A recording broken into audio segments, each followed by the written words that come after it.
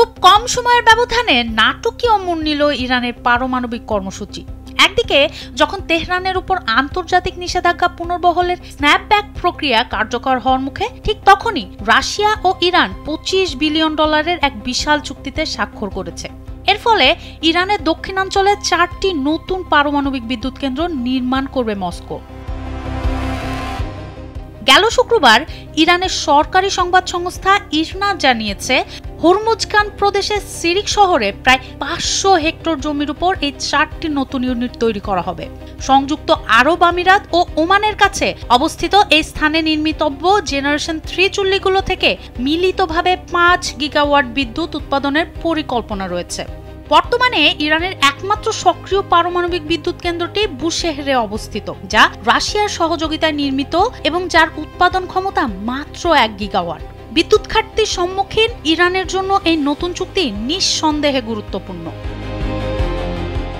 এই ঘোষণা এমন এক সময় এলো যখন জাতিসংঘের নিরাপত্তা পরিষদে চীন ও রাশিয়া সমর্থিত একটি প্রস্তাবের ওপর ভোটাভুটি হওয়ার কথা ছিল। ওই প্রস্তাবে ইরানের উপর আন্তর্জাতিক নিষেধাজ্ঞা কমপক্ষে 6 মাসের জন্য স্থগিত রাখার আহ্বান জানানো হয়েছিল।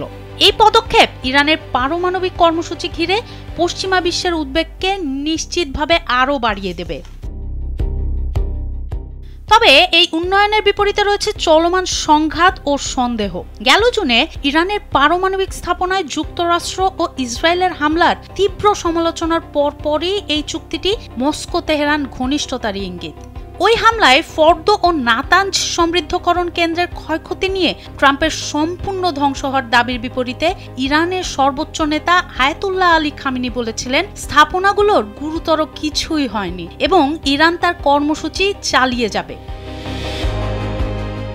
পশ্চিমা দেশগুলো দীর্ঘদিন ধরে সন্দেহ করে আসছিল যে ইরান পারমাণবিক বিদ্যুৎ কেন্দ্রের আড়ালে গোপনে পারমাণবিক অস্ত্র তৈরি করতে পারে। অন্যদিকে এই অভিযোগ বারবার অস্বীকার করে ইরানের প্রেসিডেন্ট মাসুদ পেজেশকিয়ান সম্প্রতি জাতিসংঘে আবারও বলেছেন, ইরান কখনোই পারমাণবিক বোমা তৈরির চেষ্টা করবে না। অন্যদিকে রাশিয়ার এই সাহসী পদক্ষেপ 2015 সালের পরমাণু চুক্তিকে টিকিয়ে রাখার পক্ষে ইরানের ঢাল হিসেবে কাজ করবে।